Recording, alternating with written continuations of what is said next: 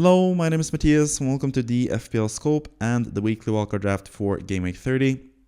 We're just past Game Week 29, which is the final big blank game week of the season, and now we're looking to end the season on a high with a couple double game weeks coming up and some really enticing fixtures for a lot of the best players in Fantasy Premier League. So with this weekly wildcard draft series, I do this every single week where I try to draft what I think is the best squad to have in Fantasy Premier League going forward in the next 4 to 5 game weeks and beyond. Basically for the entirety of the season is what we're looking at this point. And I think if you're wildcarding this week, you most likely didn't use your free hit in Game Week 29. So I hope you have the free hit left in your arsenal as a chip that you can use in Game Week 34, most specifically for this draft especially. But if you don't, I'm going to provide you some commentary as well on what you can do and what changes you can do to the squad. But this squad is made in mind with Game Week 34 free hit in mind. So if you don't have your free hit, yeah, there's going to be some variations to the squad, but I'm going to talk about that as we go along, basically. But as always, we start with the number one pick in this draft, and that's the guy that I think is the most important player to have in Fantasy Premier League at the moment. And currently, I think that is going to be Cole Palmer, because he has a double game week coming up in Game Week 37. He also has a double game week most likely coming up in Game Week 36 or Game Week 35, most likely Game Week 35. And as you can see, he has really, really good matches immediately. He is super cheap, and we know how good of an asset Palmer has been this season. I think only Ollie Watkins has outscored him since he started playing matches regularly for Chelsea this season. And for the price that he is, 5.8 I think he is currently, that's just amazing value. So I think Palmer is basically the no-brainer number one pick from now until the end of the season. I think he should be in every single squad that you have.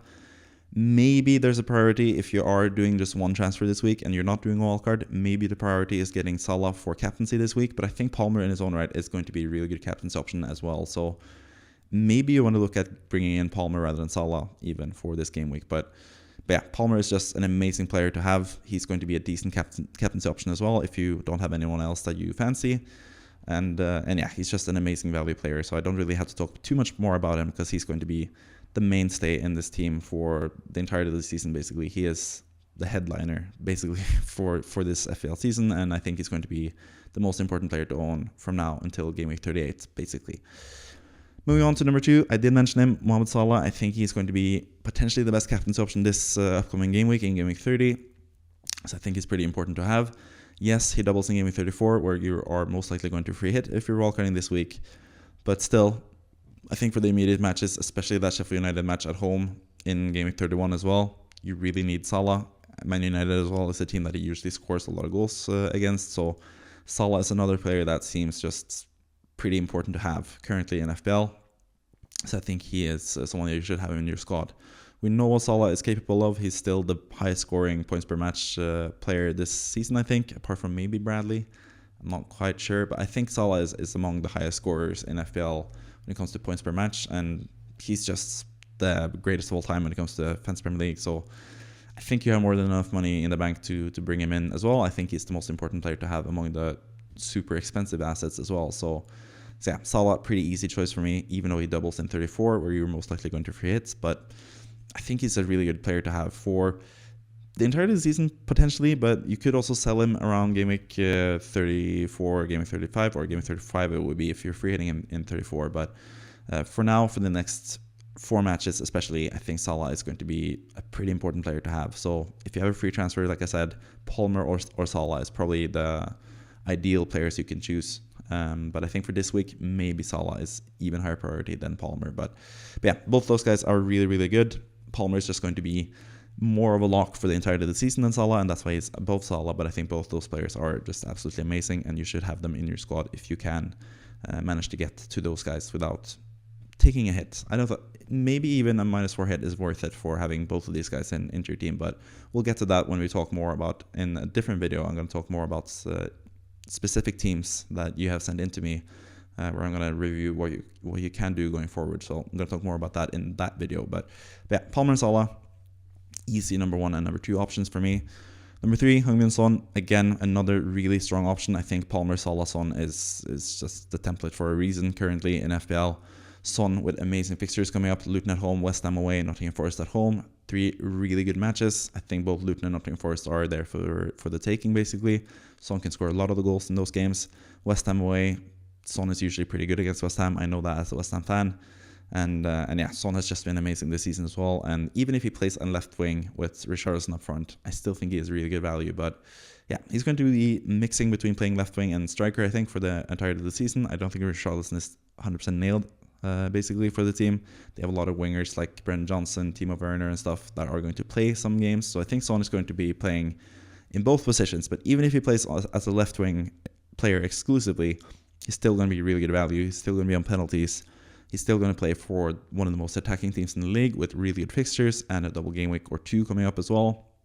If you're free hitting in 34, there's going to be no issue having Son in your squad as well, because you're going to just free hit him out in game week 34 and reap the rewards when it comes to double game weeks later on in the season as well. So Son, pretty simple choice as well as the number 3 pick.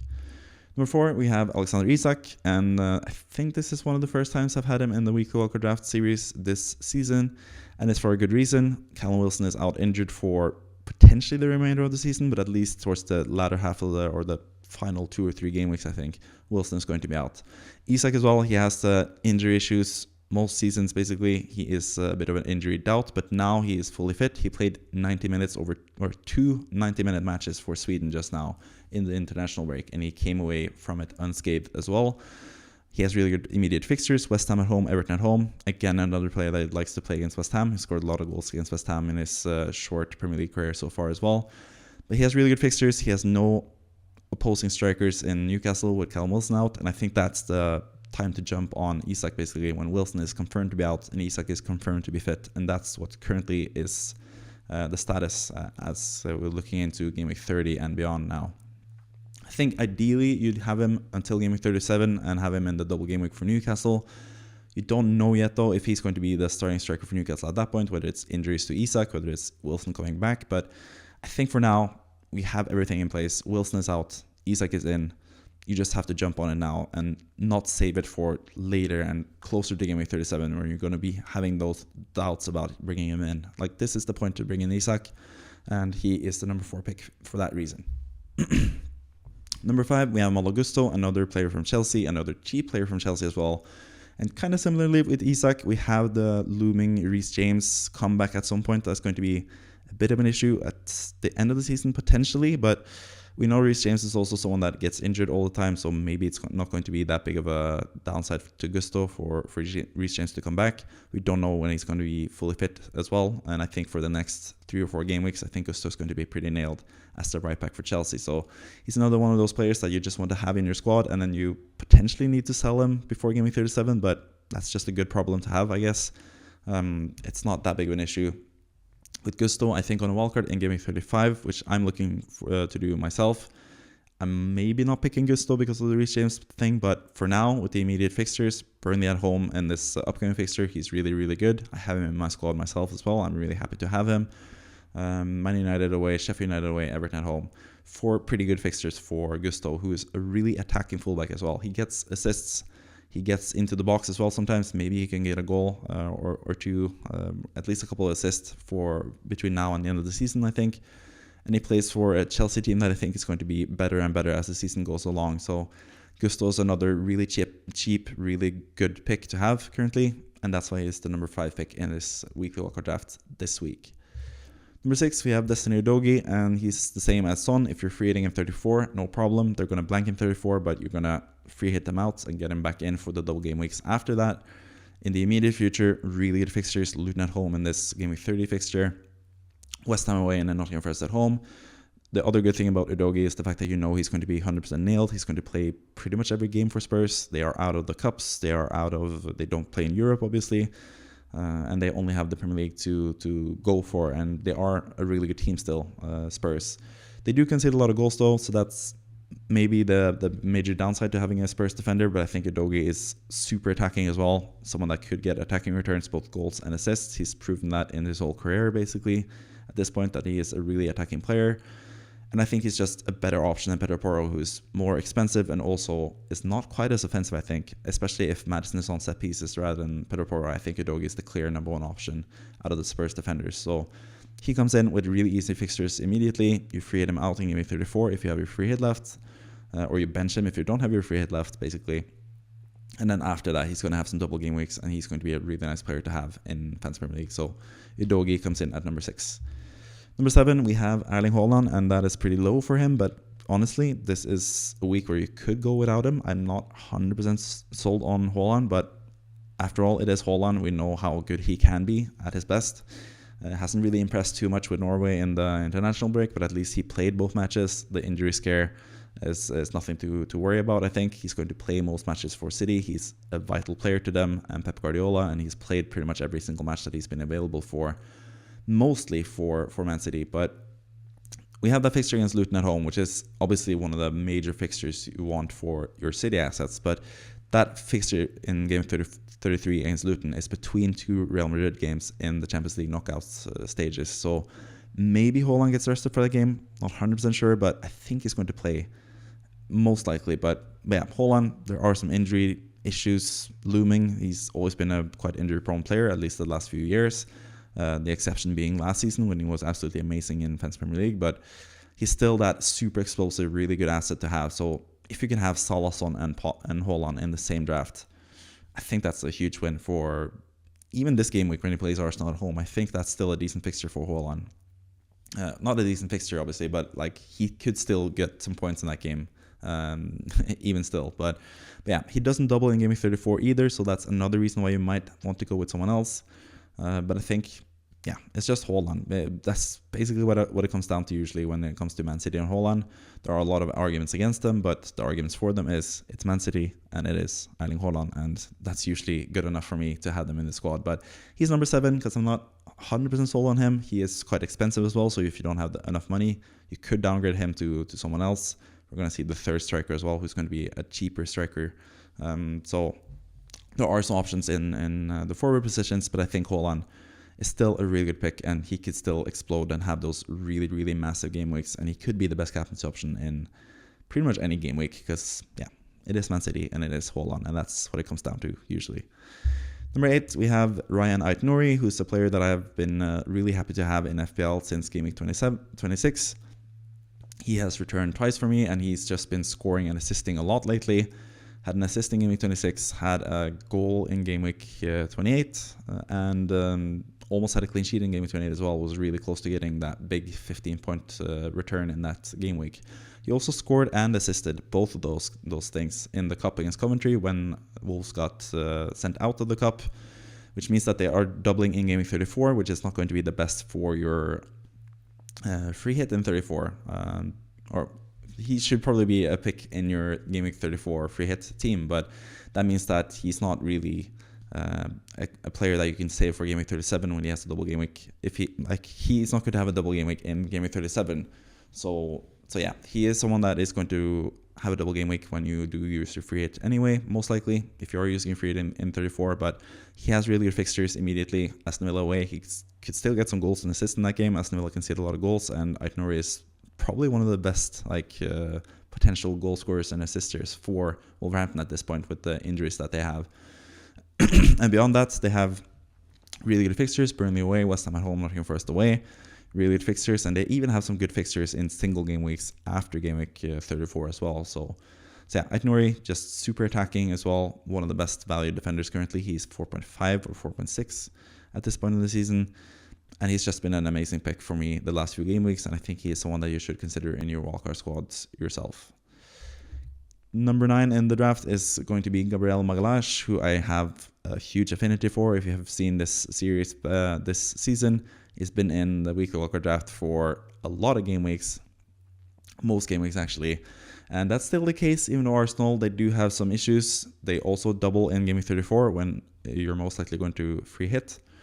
So that's not ideal for your free hit plans, but I think Gabriel is just that good of a player. If you want to have like a standard defensive player, not regarding double game weeks and stuff, but if you just want to have the best defensive player in the game, basically, when it comes down to just usual game weeks with single game weeks all around, Gabriel is the player to have. He also has some good fixtures. Luton at home, Brighton away is still a decent fixture from a defensive standpoint.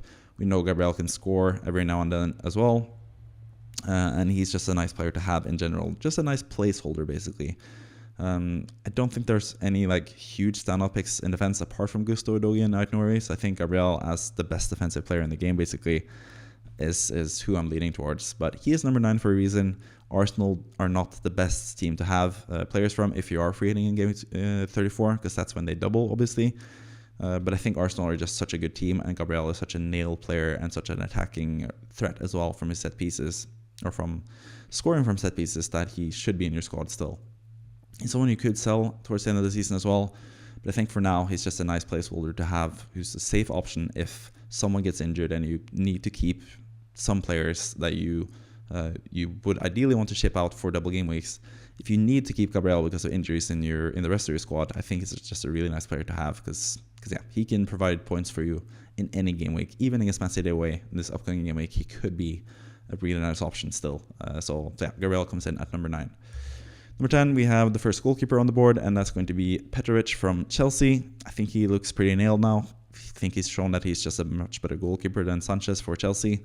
He's the starting goalkeeper for Chelsea for a reason now. And Chelsea have those really good fixtures. They have the double game week in 37, potentially double game week in 35 as well. So I think Petrovic is just the best goalkeeper to have currently in FPL. And it seems like most people agree, because he's been basically the most template goalkeeper that I've seen the last few weeks.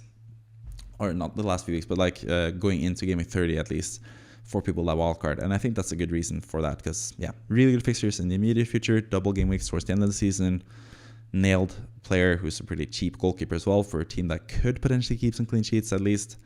Petrovic comes in at number 10 for that reason. Number 11, we have Onana to couple up with Petrovic. If you're looking to bench boosting in game 37 especially, you have 2 players that have double game weeks in 37. Onana has been also one of the best goalkeepers in the game this season. I think he is the joint top scorer with 105 points or 100 and something points. Can't remember exactly how many points it is, but Onana is one of the highest scoring goalkeepers this season. And for all of his mistakes so far this season, he's also been a pretty good goalkeeper that has a lot of good reaction saves.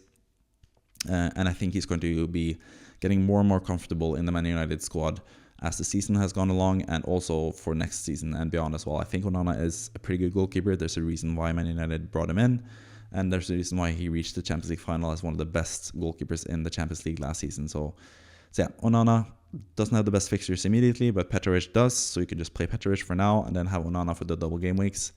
And I think they have a pretty nice rotation as well, Petrovic and Onana, and they're also ideal for the bench boost in 37 if you have the bench boost chip left. So if you don't have the bench boost chip left, maybe you want to go with a cheaper goalkeeper, someone like Areola, for example, and just spread the funds around for the other places. But I think if you're bench boosting in 37, which is ideally what you want to do, I think Onana is the best goalkeeper to have next to Petrovic, basically. So he comes in at number 11.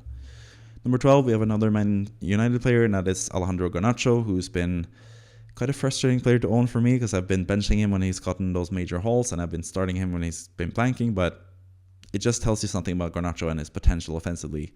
He's just a really cheap and nice enabler to have in midfield, and he could get that massive haul for you if you start him in the correct game weeks. I haven't been that lucky so far this season with him, but that doesn't mean he's a bad asset to have.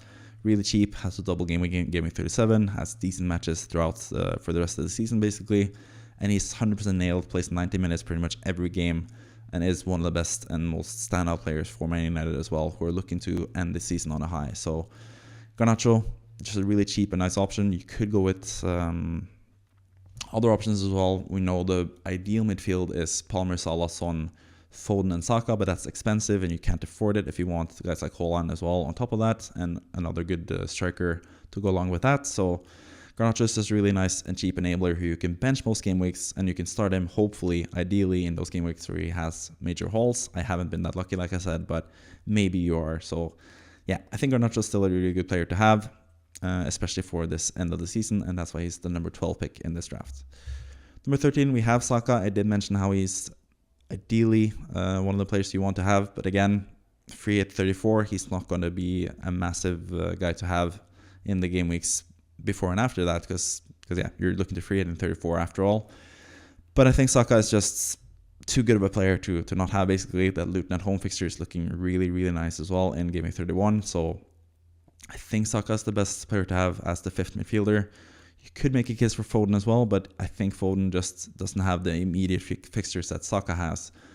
So you could do Saka to Foden, maybe in Game Week 32, for example, if you want to do that transfer. But I think Foden is also a really good shout at this point of the season. But it's just, again, that Luton fixture is between those Real Madrid fixtures.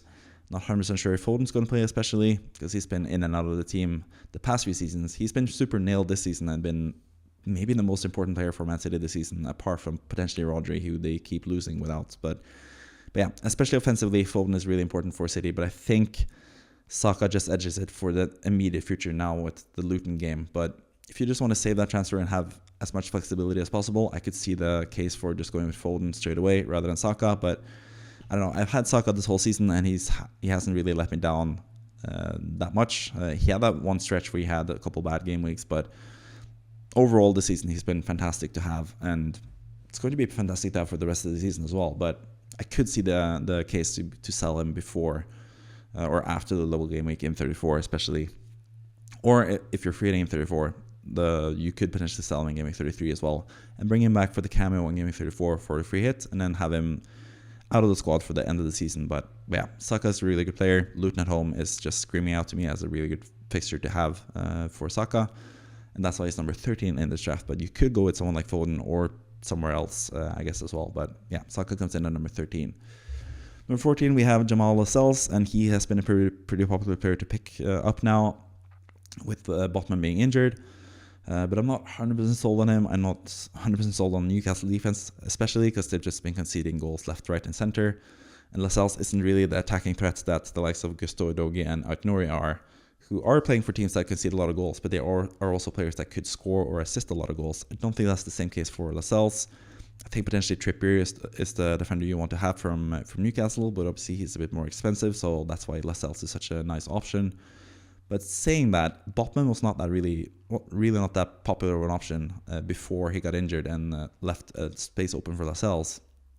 And he's only 0.6 more expensive than Lascelles, so it's not like you're saving a huge bunch from Lascelles, and it's going to make Newcastle's defense even weaker as well. So I'm not 100% sold on Lascelles, but he is someone that has a double game week in 37. Botman is out for the rest of the season, so if Lascelles plays every game like he did earlier in the season when Botman was injured, he is going to be a decent asset, and he does have some goal threat at least from set pieces. He has scored a couple goals in his Premier League career, so I think he's a decent option, but I think there's also a risk of him being rotated at some point. Maybe Dan Burn comes into central defense and they play the Remington on the left or something like that. Maybe they go with a different option in defense altogether.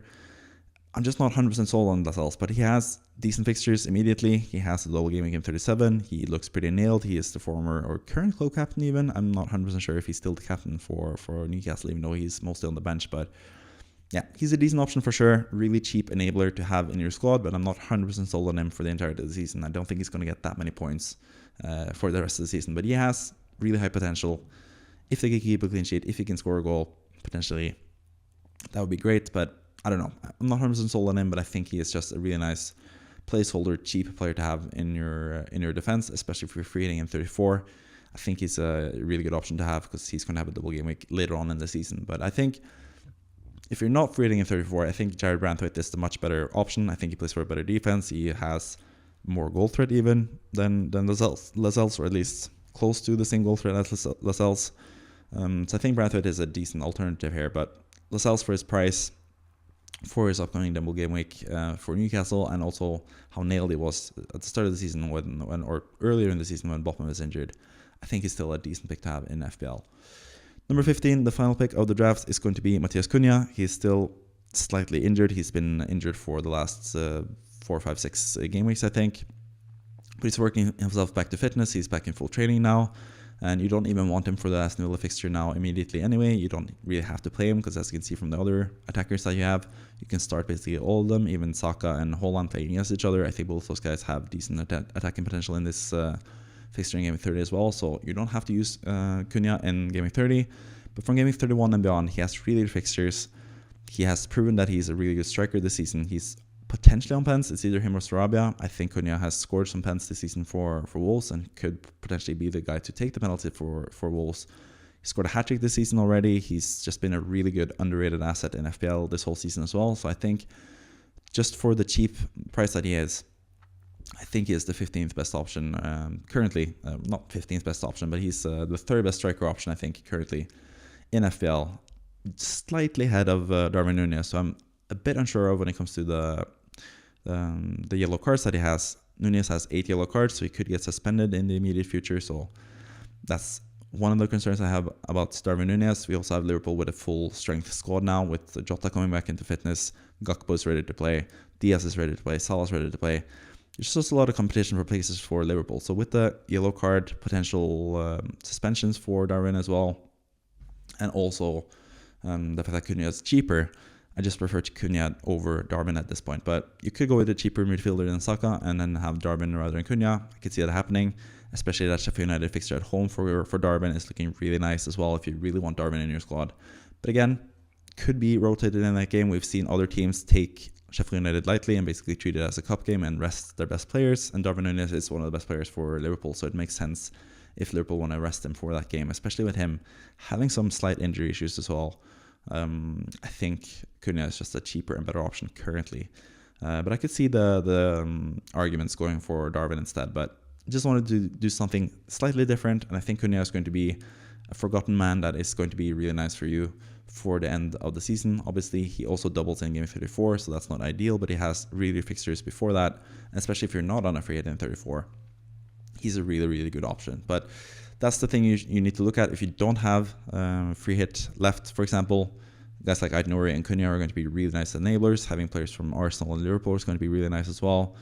Darwin is, as well. You don't really have any other like standout picks for Game Week 37. Maybe Haaland for Man United, but again, I think Cunha just have better fixtures in the immediate future. You have a lot of transfers between now and Game Week 37 to bring in Haaland if you want to do that as well. Haaland could also be someone that comes in for Isak if Isak gets injured at any point as well. So yeah, it's nice to have that flexibility, and I think Cunha is just a really nice and cheap option for the immediate future at least. But yeah, especially if you're not free hitting in 34, like I mentioned, those guys that I mentioned just now are going to be really good. So yeah, you just have to look at how you can manage both game weeks, because they're going to be completely different teams that are doubling in game week 34 compared to game week 37. So you need to have like a mix and match sort of approach, I think. If you don't have your free hit left, or if you, obviously if you're wildcarding this week, then you can't wildcard in game week 35 either, which is what I'm looking to do myself with my own team. But yeah, that's just how the fixtures go, I guess, this season. You can also see a lot of green names in this squad, and that means that they are new players from last week's weekly wildcard draft. You can see that Son, Palmer, Salah, Udogie, Gabriel, and Gusto are there from last week. But we have a lot of changes, and that's basically because game week 29 was a blank game week. So if you were wildcarding in game week 29, you needed a lot of players that played in game week 29, but they're not necessarily the best picks for the entirety of the season, especially seeing as only Spurs have double game weeks after game week 29 that did have a fixture in game week 29. So you have to get rid of a lot of players from game week 29 if you, or in this wildcard draft at least, I do that. But a lot of these players have decent fixtures in the immediate future in game week 30. So you could save your wildcard for game week 31. That's not up to me to decide. But if you're wildcarding, this is the team that I think you should go with. And obviously, if you're wildcarding now, you need to get rid of your Aston Villa assets, most of your Aston Villa assets at least. Maybe Watkins for this game week is decent shout as well. But yeah, Watkins is the first guy that has dropped out since last draft. He was obviously one of the main guys to have in Game Week 29 draft. He was one of the best players to have in Game Week 29, even though he ended up blanking. But he has a good fixture against Wolves now in this Game Week 30 fixture. But after that, doesn't have a double game week. He has two really tough fixtures against Arsenal and Man City coming up as well. So yeah, Watkins drops out for that reason. Tony has just been a huge disappointment this season in general, and I'm happy to see him leave the squad in general. If you're wildcarding or not.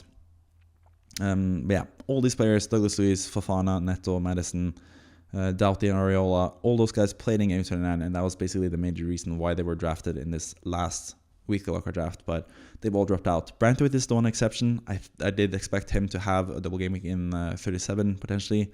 When I did this draft last time around, that's why he was in the draft. But now I think Lascelles as an alternative, as a cheaper option, just stands out as a better option for the long-term future if you're wildcarding this week. So, but again, if you're free hitting if you're not free hitting in 34, if you don't have your free hit left, I think Brantwaite is someone that you should have over Lascelles. But the rest of these players, like I just mentioned, are out because they don't really matter that much anymore now that the blank Game 29 fixture or fixtures are over and done with, basically. So that's it for the whole team, pretty much. I think it's a nice mix and match of players with good fixtures or good immediate fixtures and players that double in Game Week 37 and have good fixtures towards the end of the season.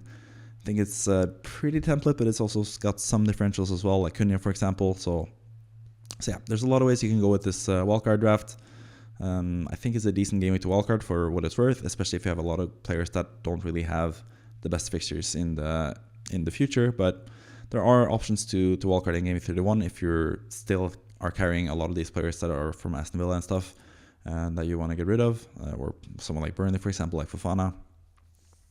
But I am going to go through more of those tactics in the upcoming video that I'm going to post on this channel, where I'm going to go through some of your teams, looking at your team IDs, and yeah, basically going from game week 30 and to the end of the season and see what I would do in your places, basically. So that video is going to go out later on today. You can look forward to that, and you can subscribe if you want to see other tactics that you can use rather than wildcarding in game week 30, for example, which I'm going to feature in that video. But that's it for me for this video. Thank you for watching. It's been a bit of a jumbled mess. It's early morning for me, so my head isn't 100% clear. You can see my hair as well. It's a bad hair day for me, but whatever. Just woke up, basically. But yeah, I hope you enjoyed the video nonetheless. But thank you for watching. As always, see you next time. Goodbye.